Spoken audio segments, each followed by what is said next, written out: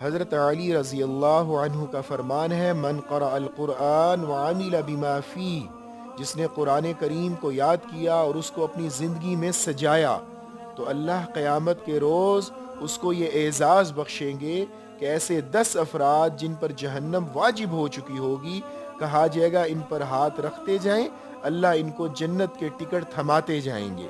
سبحان اللہ۔ اسی طرح رسول اللہ صلی اللہ علیہ وسلم نے فرمایا، جس نے قرآن کریم پڑھا اور اس کی تعلیمات پر عمل کیا، اس کے والدین کو قیامت کے روز ایسا تاج پہنایا جائے گا جس کی چمک سورج کی روشنی سے بھی زیادہ ہوگی۔ اندازہ کریں، جب اس کے ماں باپ کا یہ درجہ ہے تو اس شخص کا کیا درجہ ہوگا جس نے خود قرآن کریم یاد کیا اور اس پر عمل کیا۔ آپ بھی اپنے بچوں کو حافظ قرآن بنائیے۔